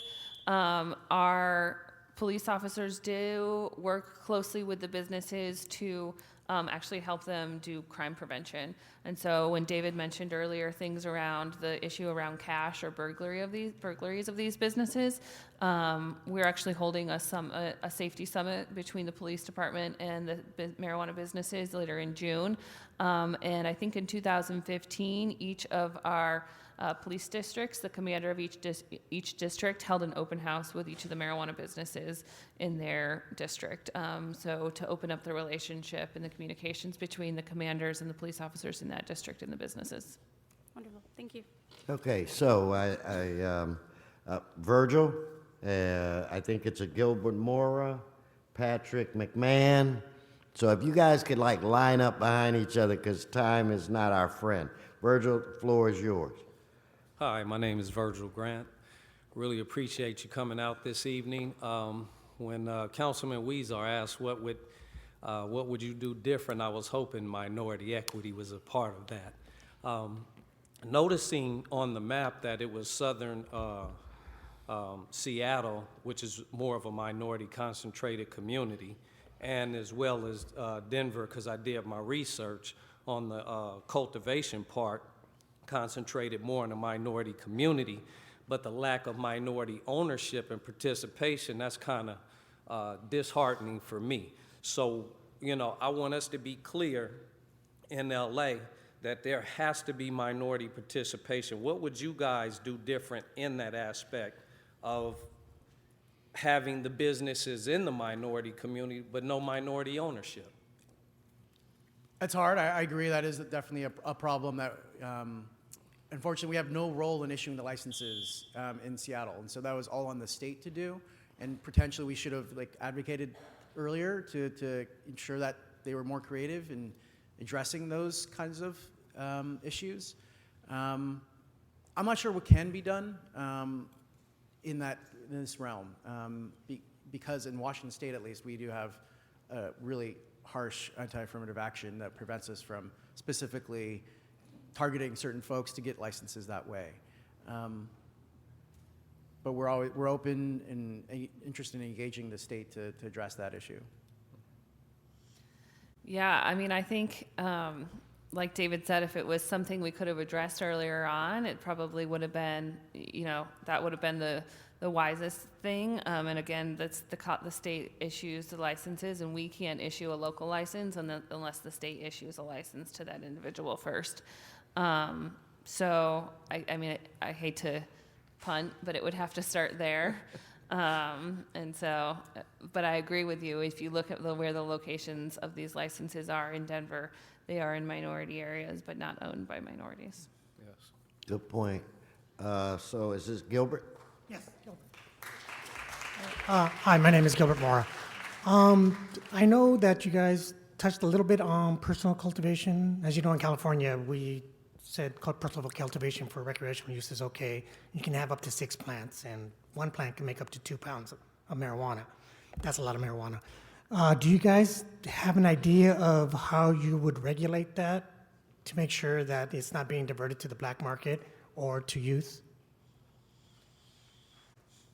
Because they would have to use the same equipment that a professional would to grow it, right? Yeah. 6 plants, maybe not. But you could grow 6 plants with minimal equipment, probably. Once it becomes, I assume it's the same in California as it is in Colorado with that personal home growing. You can grow it for yourself and you can consume it by yourself, but once you sell it, that's no longer legal, right? And so then it gets turned over to more typical police enforcement operations, and our police department does do operations on sales through Craigslist, those types. But I'm saying, how would you regulate it to make sure that it wasn't being done To how in the make first sure place? it doesn't happen. I mean, Because I mean, Once you catching have it the after the sixth fact is a chance. little too late.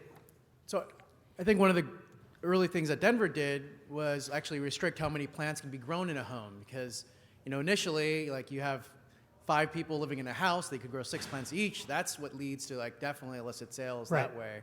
I think by limiting how many can happen in an individual domicile or even a non-licensed commercial district, that's one way to avoid that. Because if you can't reach scale, then you're unlikely to be really successful in the illicit market. So So who's going to oversee that and enforce it? well, our inspectors oversee it, whether it's in a house, our zoning inspectors. So they can go to a personal Okay, house. And, Gilbert, that's, I'm just asking for no, clarification. no, no, on how I it's get done. it, but I got a bunch of Okay. other people. So you guys want to wrap up your answers to him, and then I need the next.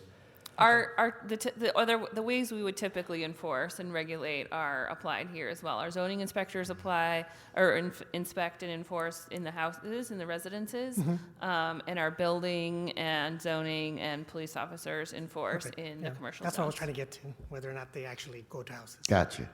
So if I get Patrick, after Patrick, Sherry Franklin. Sherry, you still here? And Noel, is it Marnie? Yes, Patrick. Good evening, Chairman Wesson and fellow council members. My name is Patrick McMahon, and I currently own 4 cannabis licenses in Cathedral City, California. I am, however, a resident of Venice Beach, and like everyone in this room, I am interested in expanding my business into Los Angeles. I commend Chairman Wesson and fellow council members for their efforts in bringing regulation to the world's largest cannabis market. I do, however, have concerns about the city's perception of so-called pre-ICOs and the groups or individuals who own and operate them. Pre-ICOs have been bought and sold many times over since the passage of Prop D. Pre-ICOs rarely, if ever, meet all Prop D requirements. Pre-ICOs rarely, if ever, pay taxes in accordance with revenue generated. It is my belief that the city is unknowingly rewarding the same bad operators that have plagued the Los Angeles cannabis market since its inception. Thank you.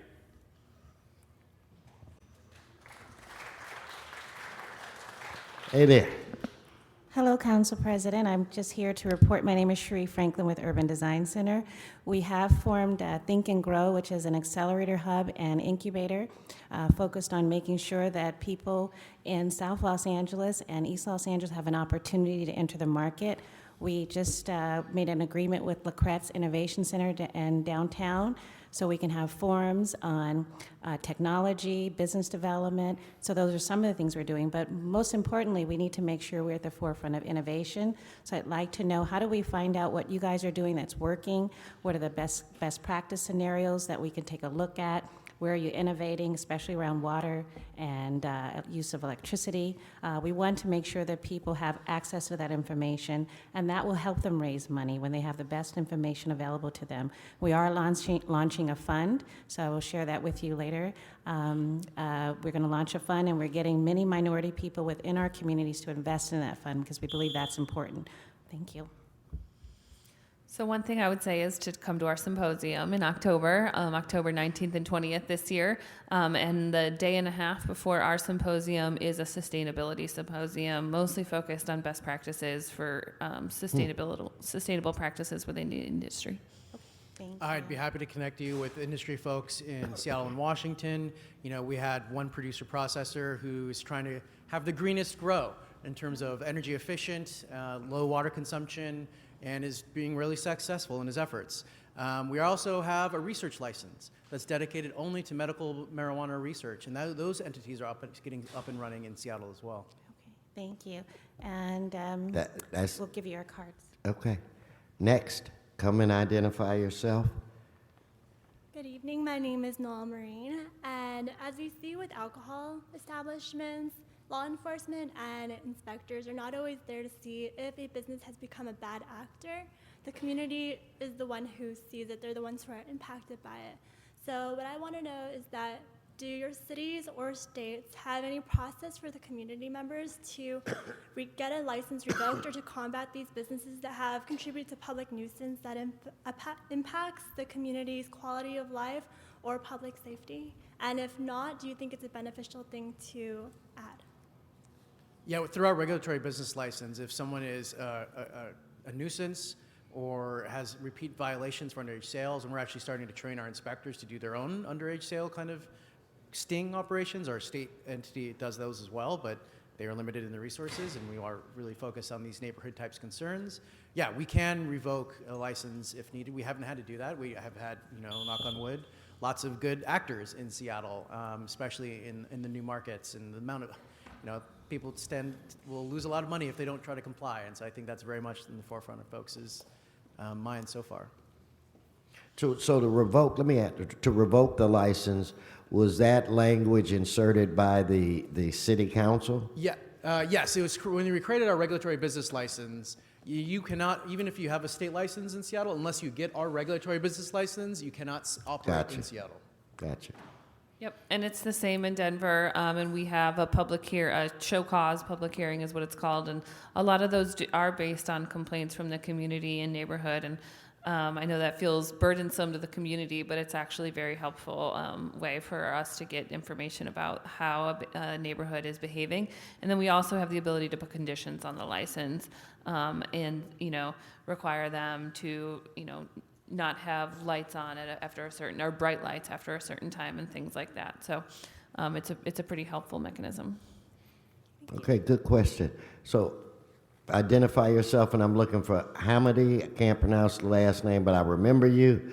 Peter Halsworth and Jim Robb. Yes, sir. Go right ahead. You. Good evening. My name is David Fernelli, and really quick, I'd like to address the point of addiction. Oftentimes, the current model in place is if anyone's caught for drug usage, they're given the choice to go to jail or to these treatment centers. So those treatment centers may not always accurately reflect addiction, rather the people who are entered in them. So just wanted to clarify that. My real question is for you two up here, and it's in regards to the buffer zones, the 500 and 200-foot, 50-foot buffer zones you guys imposed. How did that essentially work out with the retail locations? Did it work out well for the people who were interested in getting licenses? Did you have any pushbacks for that? If one or both of you guys could elaborate, that would be great. It's starting to work out. As I mentioned, we had 2 rounds of licensing, and by the second round, we just barely got our reduced buffer zones in place, and it was already a little too late. But as folks are looking for better locations and new stores, we're starting to see it is a lot easier for folks. Sure. What we've heard repeatedly from business owners is they face 2 situations: gouging from landlords, or landlords who even refuse to talk to them. And so it's been difficult just for folks to even find a spot. Denver actually has 1,000-foot buffers between from one store to another, from schools, drug and alcohol treatment facilities, and child care establishments. But I think, what did I say? We have, of just storefronts, I think we have like 220 some right now. And we're still getting new ones that are opening up. And so even with all those 1,000-foot buffers and having over 200 stores, it doesn't appear as though we've not have touched every single place yet. Thank you. Thank you. Okay, next. Come and identify yourself. My name is Hamady Diallo. I'm with Elevation VIP. My question has to do more, maybe not so much a question, but about minority inclusion in terms of the cottage industry, in terms of micro enterprises. I know that most of these setups seem to be geared towards larger businesses, but in terms of fee structures, a recommendation can be that in terms of the city with fees, do it in a tiered system so that smaller mom and pop shops, minorities can still be included, whereas you don't have to worry about getting financing because you can't get it from banks or things or investors, but have a tier system so that people can be included based on the number of sales or dollar sales that they do, where they pay it at the end of the year with taxes or something, just to have costs lower so that more people can be included. In Seattle and Washington, the costs aren't really driven by our fees. The state license costs you $1,500 a month, or city license, a year, and the city license is $750 a year. The cost is instead on the regulatory requirements of cameras and tracking systems and security requirements, and it's hard to want to give up those right? So that's the push and pull and the cost of opening a business, I think. Now, with that, how do you deal Okay, with well, someone like a micro enterprise or a mom and pop let's shop? let Denver answer. Yeah, I mean, I'd say the barriers to entry are along the same line. It's not the licensing fee, although ours are a little bit higher than Seattle's. I think it's $5,000, but it's all the compliance. Mm-hmm. Okay, thank you. Okay, thank you. Next. How you doing? My name is Jim Robb. I'm a veteran of the alcohol industry for 30 years. I want to kind of ask you a question.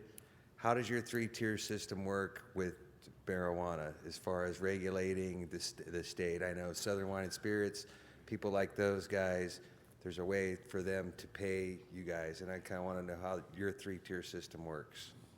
I think one of the benefits of the three-tiered system is the breadth of products that we have. I think it allowed for much more producer-processors to open, operate, and innovate in terms of concentrated products, edible products, and just flowers themselves. I've compared the stores in Denver, and the ones in Seattle has more products.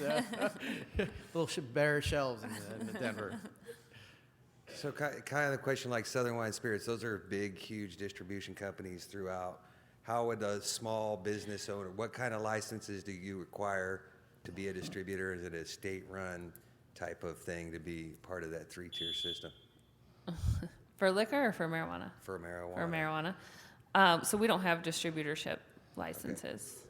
So how does it go from, it goes from the grower Okay, to the finish. seller? Yeah, direct market, we have, the same in Seattle is the individual producer processors have sales folks that are going to stores to get their product into stores. No middleman to No get it. middleman. Okay. Yeah. All right. We All right. recently created one in Colorado, a transporter, but you can only store at a certain location for 7 days. Okay. And was It'd be like a supposedly delivery, kind of like you guys were saying. All right. Business-to-business delivery, we have Okay. that as well. Okay. Now, I'm going to try to get to everybody. I may not be, but I'm not going to take any more cards. I'm going to focus on the cards that I already have. So identify yourself. My name is Karina Christmas. I have a question. Okay, I was going to call Oh. you, but don't come up. I want to let her slide, but don't come up till I call you. But I'm sorry, I would have called you earlier. I couldn't figure out the first name, but I got was you. behind Jim. I so. got no, just come on. Okay. This is mainly for Molly. So regarding licenses. So currently, as the state law is, where you sell cannabis, you cannot consume cannabis. And so in my research in Colorado, for people, I'm not quite sure how they're getting their business license with the Colorado Clean Indoor Air Act that we have in California as well. But for business owners who want to run a legitimate business, I've noticed that they do like a reward system where you can exchange $1 for a point. So technically they're not selling cannabis because the whole bring your own cannabis to whatever establishment, sometimes people don't have it. And now that I learned that delivery companies are not technically legal, how are you guys navigating through that? Because I don't want California to go the same route you guys did, because I feel like it's a roundabout way that we shouldn't have to go through. I guess I'm not clear on what the model is. So, because you can't consume weed where you sell weed, right, correct? right. So for businesses that have obtained licenses, whether it's a club or an outdoor patio, whatever it may be, how are they able to?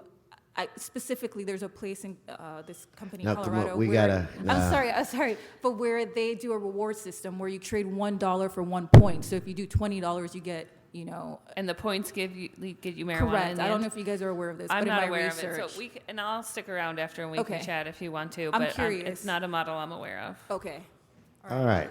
Let me look for, I believe it's Robert Vecchio, Jessica Asaf, David Green. Did Alex ever come back? Go right ahead. Hi, my name is Robert Vecchio. I've got a couple of questions for you guys, David and Molly. First, what, if anything, would you do differently regarding cannabis delivery in your state? And second, given the illegal markets that exist in your states, do you think that more retail permits, regulated delivery, or more relaxed zoning would help the issue? Well, first I would, if I could wave my wand and create legal delivery in Washington State, it would. I do think more stores could potentially help, but I think adding a delivery service negates the need for more stores in some ways, because it allows for broader outreach to community without needing actual storefront footprints.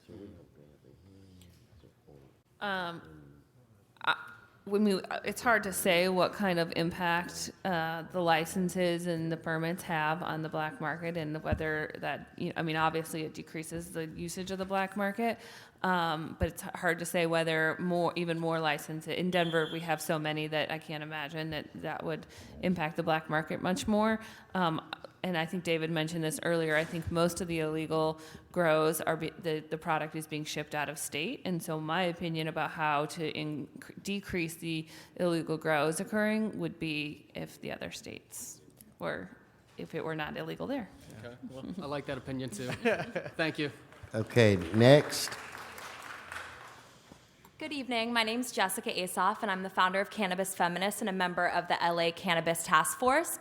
And as many of you know, cannabis is an incredible opportunity for women in business. The highest percentage of female executives are in cannabis. I'm wondering if you've initiated any programs or anything to protect and support women who want to enter the cannabis market. I have not done anything specifically, but there is a Women in Cannabis group, and the members of that have been part of the kind of outreach that I do consistently, so that voice is active and part of my outreach work with the industry. Yep, same. We don't have any regulatory or policy approach to it, but there are several organizations in Denver that are focused on women in the industry. Thank you so much. Okay, so if I can have you, Mr. Green. Hi, thank you. So I'm sorry, I really don't have any questions for you. Just make your statement, it's okay. Yeah, I did see a presentation by an assembly member in the Valley, and they had the drug czar from Colorado there. And they've been looking at various different measures to kind of study the impact of the change of the laws and the likes. And basically, there was no real impact except for maybe with traffic or car safety, and that might have been because of reporting differences and the likes. And so the woman's well-meaning comments earlier about addiction and other things like that, I think one of the biggest challenges is that of stigmatization. And so as we saw here with Colorado and Washington of trying to do it of like get law enforcement out of it, they've got better things to do and treat things in terms of food safety, consumer safety, and things along those lines. And I just really want to encourage the city of Los Angeles to take that approach as well. Also, it seems as though, it's very murky, and a lot of people aren't sure how to proceed, including the state, and I just encourage the city to form coalition, do more of this sort of a thing so that then both parties, the state and the city, can inform each other so we can be more proactive about minority women businesses. Thank you. Thank you. And we have been doing this type of a thing for like a year and a half, so we're working hard to try to get this right. Okay, so now I need Misty. I saw you come in, Misty Wilkes, Ruben Honig, and Mesrop. You don't have to run. I'll wait for you. Well, maybe, maybe not. So I came here to say one set of things to you, and then while I was sitting here, I felt inspired to say something else to you. Institutionalized racism and those types of words have become like buzzwords, and we've all sort of accepted them. Last week, I had the pleasure and humor of spending time with my 96-year-old grandfather and my 95-year-old grandmother. Bless them. Yes. When you listen to centurions talk about how things used to be and the laws that kept them from working and the laws that kept them from being educated, it makes those buzzwords about institutionalized racism sort of resonate and have a lot more meaning to you when I can see a direct link to what they went through and what happened to them and how many of us got to where we are today. And I'm sure the poor people appreciate the sort of set-asides for low-income housing, but I would like to implore Council President to take it seriously when Virgil talks about equity and Cherie talks about incubators and access to this industry. This may be a rare opportunity for, at least for the LA stakeholders, for the playing field to be leveled, for us to stop providing those types of low-income resources, but to let these people fish, if that makes any, teach them to fish or give them access to the stream and the lake. This just may be a time for that. I got you, Misty. So, and this is and it was all bumbled and jumbled because No, I didn't it get to wasn't. think it I through, got but it. I hope you get my point. No, trust me. Okay. I think I said this the very first meeting. It is a priority with me. Thank you. The chair of this committee, the president of the council, to come up with something that works for all. Absolutely. Thank you. I've learned from other jurisdictions how challenging this is. So what we do, I hope, will send a message to the rest of the country. So we've got to do it, and we've got to do it right, and that's a priority of this council and committee. All right? All right, Ruben, Miss Rock. Good evening. My name is Ruben Honig. I'm the Executive Director of the Los Angeles Cannabis Task Force. I want to thank you, Council President Wesson, for pushing and continuing with these public hearings and continuing the conversation. I know we've been doing this for over a year and we're still going, so thank you. And thank you for Andrew for all your work as well. Thank you guys for coming out. First, I wanted to put on my patient hat. I know I've spoken about this before, but without medical cannabis, I wouldn't be here right now. It's what gave me my life back. And I want to talk about that in terms of delivery as someone who would have to depend upon delivery. I just don't think that delivery is a workaround, to help with the nuisance of retail shops and, increasing, the supply, which is really important, but I also think it's the humane thing to do. So I just wanted to speak on that on behalf of delivery. And my other question quickly was about volatile extraction. I know you spoke about that briefly, and we went back and forth, but quickly the question was, did you find the issues in the unregulated system with the home volatile extraction versus in a regulated industry? Because there are many other industries that actually use volatile extraction and very safely. So I wanted to know what your point of view was with that. With the extractions in the licensed facilities, we were able to get our hands around those much earlier on and in a much more robust way because we had those inspections and we had those requirements of the licensed facilities. But yeah, and so we've been able to add on to those over time too, as the industry has innovated and matured. We've made some modifications to our regulations around that as well. But in the beginning, the bigger problem, the bigger safety hazard is in the unlicensed, the extractions happening outside of a licensed facility. Same in Seattle. The regulated industry is managing that process well. I think we've only had one accident, and it had less to do with the volatile extraction and more in like stacking boxes too high, caused some issues there. So it's unregulated that we've had problems with. Great. So. Thanks, guys. Okay, good to see you again. Next. And Antonio Ramirez, if she's still here, come forward. Yes, sir. Good evening, Mesrop Kuragoyan. First, I want to thank you and our panel speakers, and I also want to thank everyone who came from the city of Los Angeles to make comments and inform you about what interests are dear to us. I have a question for our panelists. Do your states or jurisdictions or governments have products liability insurance? Or they require the retailers or growers to provide products liability insurance to make sure whatever products they're selling is covered. If someone's injured, they're taken care of. In addition to products liability insurance, the transporters, the delivery agencies, are they insured for any losses or injuries? And premises liability insurance. Any of these issues ever come up in your jurisdictions? Thank you.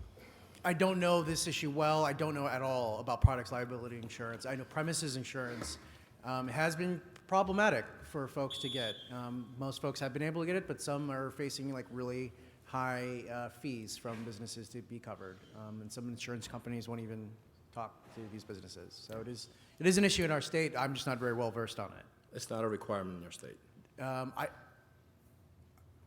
don't believe so, but it's just practice for folks to do that, so. I'll Google. But I don't know. That's a very high-level state issue, and so it's not affecting we don't require insurance at the local level. Okay. Yeah, sorry, it's not an issue I'm familiar with either. We don't have any local requirements, and I'm not familiar with what the state requires. Thank you again. Okay, and this, after Antonia, I will close general public comment, or public comment. Yes, ma'am. Thank you.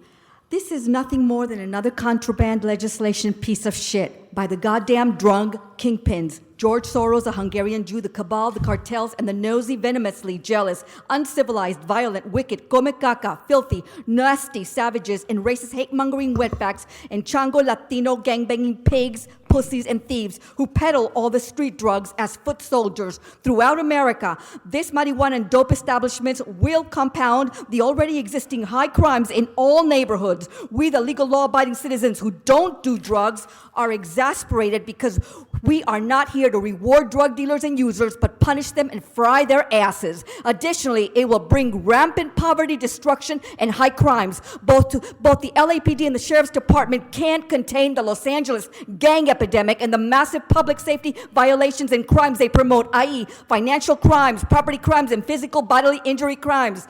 So I say God bless Donald Trump, and don't do drugs. Thank you. Your time is up. Now, do you guys have that in Seattle and in Denver? Oh, yes. Okay, now you don't have to answer. Look, real quick. I'd like the folk in the audience to just pay attention for a second. This is one of the only committees, Andrew, I believe we are, that really does a lot of hearings in the evening. We do these hearings because we want you to come in, we want you to speak. This is not a town hall, it's not a meeting. This is an actual committee hearing with staff. Now, the staff that's here and the sergeants that are here, they don't get paid. They like me, but they probably hate me because I make them do this. So if you could do me a favor and give them a round of applause, because they come out, they stay, they understand how important of an issue this is for this city. I wouldn't trade these guys in for anybody. So I want you all to know that I, in this committee, appreciate you. I also want to ask you guys to give another round of applause to our guest from Seattle and Denver. They have been unbelievable. We've had some very interesting hearings, and this one has been unbelievable, and we hope to have an opportunity to invite the both of you back as we move through this process. So again, to all of you that are here, the next hearing is on June 6th. Same time, same place. The focus of that hearing we'll have a presentation on testing, and also we will have some representatives from our either health agencies or health department or what have you. I am optimistic that we are close to that moment. And it is my goal let's just give myself a cushion, by the middle of June to release draft regulations, which will then give you a 60-day period where you can make suggestions and recommendations, send them in by mail or however you want to get them to us for 60 days. We will then come back and have probably a law enforcement type hearing and a hearing where we'll talk about the draft regulations. So I just want you to give you a time frame of where we are. So again, I want to thank everybody for coming. Mr. Clerk, is there any more business before this body? None, sir. The desk is clear. If desk is clear, we are clear. This meeting's adjourned. Thank you all for coming.